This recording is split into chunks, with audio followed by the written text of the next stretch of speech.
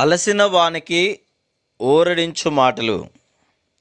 సహోదరుడు భక్తి సింగ్ గారి పరిచర్య నుండి సేకరించిన అనుదిన ధ్యానములు. మార్చి 24. క్రీస్తు అనుగ్రహించు సమాధానము మీ హృదయములలో ఏలుచుండనీయుడి. కొలస్సీ 3:15. అంతరంగములో సమాధానమును కలిగి ఉండుటను బట్టియే దేవుని పరిపూర్ణ చిత్తమును మనం గ్రహించగలము. ఆ సమాధానము లేకుండా దానిని కనుగొనలేము. హెబ్రీ 13:20-21. దేవుని చిత్తమును ఏ విధంగా కనుగొనవలనో తెలిసి ఉండని ఎడల వారు తమ వ్యాపారములలో, వివాహములలో, ఇంకా తమ జీవితంలోని ఇతర ప్రణాళికలలో వారు చాలా తప్పులు చేయుదురు. ఆ తర్వాతి సంవత్సరములలో గొప్ప క్రయమును చెల్లించెదరు. కాబట్టి మన సమాధానము సరియైనదని, నిజమని, అనుకరణ కాదని నిశ్చయము చేసుకొనుట చాలా ముఖ్యమైనది.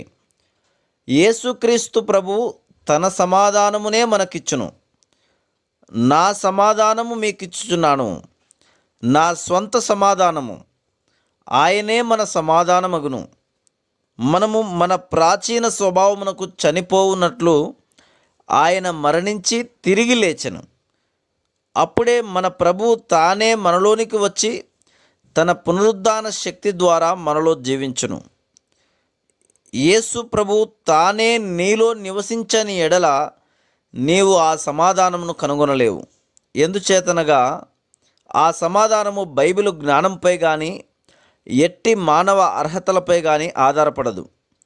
మనము అంతరంగములో పవిత్రపరచబడి, కడగబడి, శుద్ధి చేయబడితేనే తప్ప లేని ఎడల ఆయన మనలో నివసించలేడు. ఎవరునూ తమ స్వంత ప్రయత్నముల ద్వారా తమను తాము శుద్ధి చేసుకొనలేరు. యేసుక్రీస్తు ప్రభు తన స్వంత రక్తము ద్వారా మన అంతరంగములోని అపవిత్రతనంతటిని శుద్ధి చేయుటకు పూనుకొనును.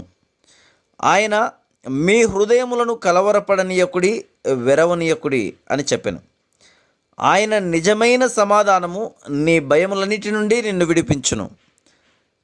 గతమును గూర్చిన భయము, భవిష్యత్తును గూర్చిన భయము, శత్రు భయము, రోగ భయము, మరణ భయము, యుద్ధము మరియు ఆపదల భయము, మనుష్య భయము, ఒంటరితనం వలన కలుగు భయములన్నిటి నుండి మనల్ని విడిపించును. యేసుక్రీస్తు ప్రభువు మనలోనికి వచ్చిన ఎడల అన్ని భయములు పారద్రోలబడును. మానవ సంబంధమైన కార్యకలాపములు ఈ భయములను తొలగించలేవు.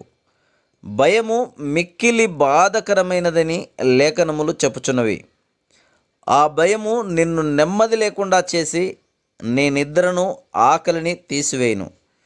ఏ మానవుడును ఆ భయమును తీసివేయలేడు కానీ ప్రభువు తీసివేయగలడు. ఆయన మీ హృదయములను కలవరపడనీయకుడి, వెరవనీయకుడి అని చెప్పుచున్నాడు.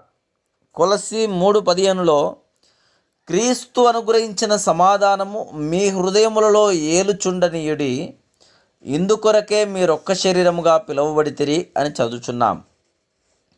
ఆ సమాధానము అందరితో నిన్ను ఒక్కటిగా చేయును. మలయాళీలు, తమిళులు, పంజాబీలు, ధనికులు, పేదలు, తెలుపు, నలుపు, కోమటి, మరి అది ఏది అయినను అన్ని భేదములు తొలగించబడును. ఏ మానవుడు దీనిని చేయలేడు కానీ యేసుక్రీస్తు ప్రభువులోనే మనం అందరితో ఎక్కడైనను అన్ని చోట్ల పరిపూర్ణముగా ఒకటిగా ఉండగలము.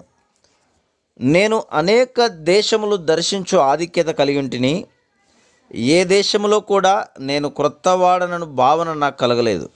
నాకు భాష రాదు, కానీ ప్రభువును ప్రేమించు వారితో నేను కూడా ఒకనిగా భావించగలిగితిని.